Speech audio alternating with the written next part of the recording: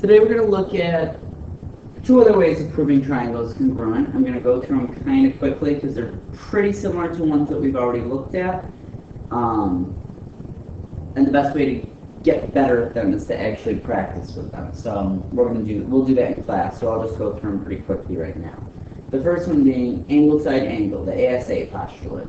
And all that is basically saying, we looked at the other day, side angle side. It's basically the opposite of that, because it says we got two angles in the included side of one triangle are congruent to two angles in the included side of another. So what that means is I got two angles, and the side hanging out right in between them is equal. If I've got that in place, then I've got a congruent triangle. Let's take a look at this example proof down here. Now I had to make some edits to it because one of the givens they gave us it named the angles incorrectly and it didn't work the way they gave it to us. So I changed it up a little bit. So for my given, if you want to cross out what they gave you and write this, we're going to say, now we can't do this typically. I think I got these from the textbook and I think they made a little error. If they tell me that angle DAC is congruent to ACB, I'm going to mark that on my picture. Oh, and they also told me that AB is parallel to CD, which they marked that for me. So that's cool. So we got those two written as our givens. The next thing that we're going to use, again, they named the angles incorrectly here, so I'm going to cross that out. We're going to use one of our parallel lines qualities that we have been looking at. If this line up here is parallel, and this line is parallel as well, we've technically got interior angles here. So right here and right there, I've got alternate interior angles. So I can say, okay, I got some parallel lines, my alternate interior angles are congruent. So then my step 3, again, they named those angles wrong. That's going to be angle BAC is congruent to angle BCA.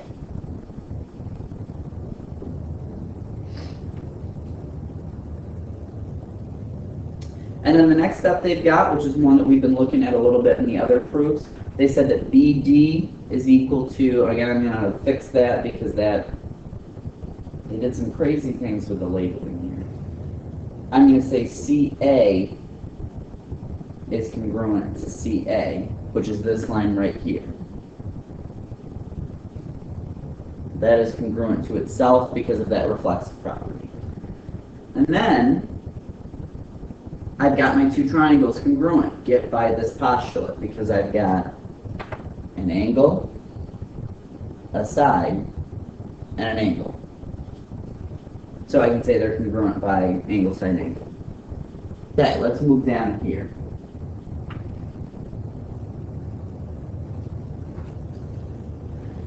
I'll walk you through this proof. So I'm going to do statements.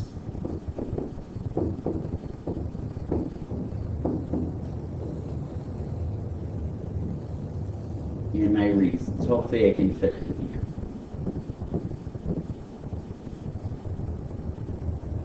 So my first statements are my given. I'm actually not going to write those out just for sake of time. I'm just going to write given, because they gave me the givens up here. I am going to label it on the picture though. So it says angle S is equal to V, so I'm going to say that. And they said that T is the midpoint of SV. As soon as you see midpoint, if that's the midpoint of a line, I know that that is equal to that, because the midpoint, the middle of the line, smack dab in the middle, cuts it into two equal halves.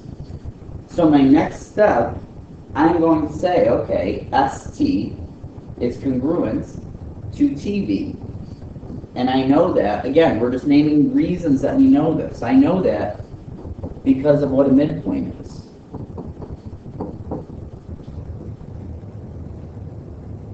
Because it cuts that right in half. And then one other thing I have to recognize here, remember, I've said before, vertical angles are our friends. They're certainly going to be our friends in a case such as this. Sorry I'm flipping back between colors. I'm sure this is driving some of you crazy. So now I'm going to say angle RTS is congruent to angle BTU because of vertical angles. Vertical angles are equal.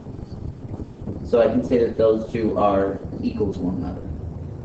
And then, just like I had in the top one, I have an angle, I have a side, I have an angle. So I can say, another color on this proof, RTS is congruent to triangle UTB because of angle side angle.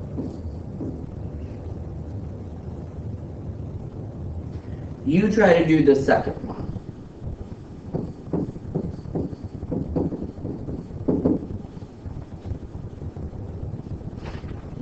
So pause the video and do that for a moment.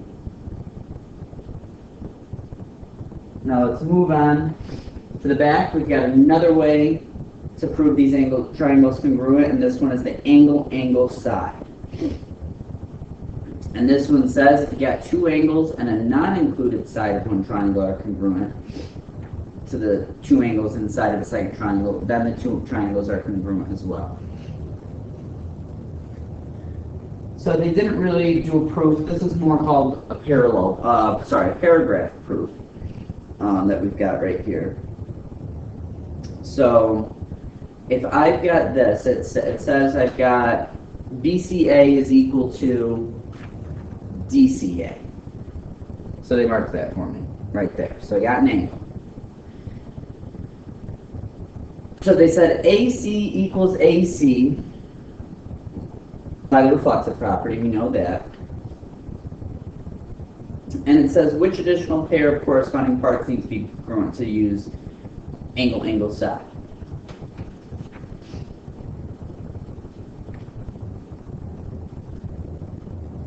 So it says first the congruent angles be angle 1 and 2 because AC would be the included side.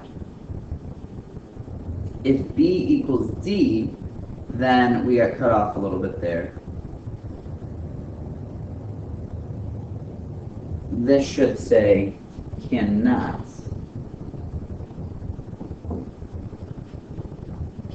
be 1 and 2 because AC would be the included side. If B equals D, then the two triangles are congruent by the angle side here. So it says the reason why it cannot be 1 and 2 is because that would make AC the included side, because you have angle, side, angle. But this theorem is telling us it has to be the non-included side. So for that reason, for this problem, the other pair of angles that has to be congruent has to be B and D. So that's what I would be looking for. In terms of this problem, you can't really figure that out with what they've given us. So you need another given to actually do that. So let's take a look down here. Again, the notes are a little bit screwed up here. It should say the congruent angles cannot be 1 and 2. Just want to clarify that. Alright, let's take a look at what they gave us here. I'm going to do a proof again. Statement.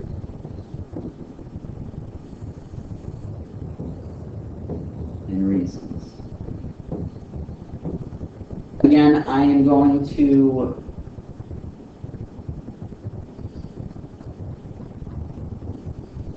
I'm not going to take the time to write all of that out.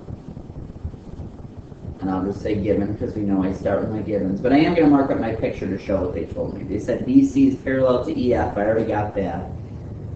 AB is congruent to DE.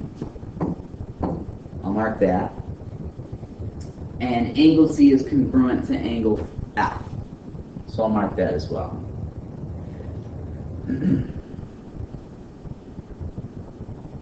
So, if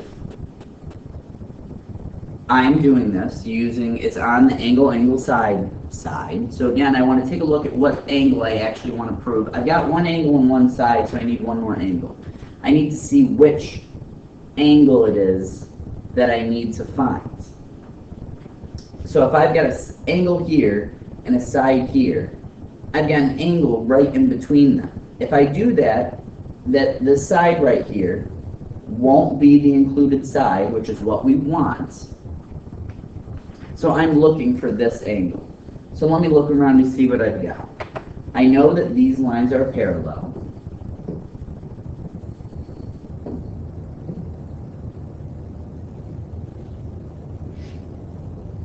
So what we have to begin to continue to, I should say, recognize is the use of those angle relationships that we know. Since these are parallel, I know that this angle is equal to this angle because they're corresponding and those lines are parallel. So I'm going to say angle ABC is congruent to angle DEF because of corresponding angles.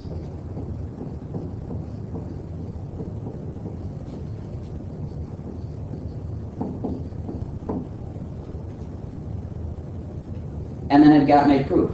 I'm all done because I've got an angle, I've got an angle, and I've got a side. So I can say triangle, this is driving everybody crazy, me writing over this.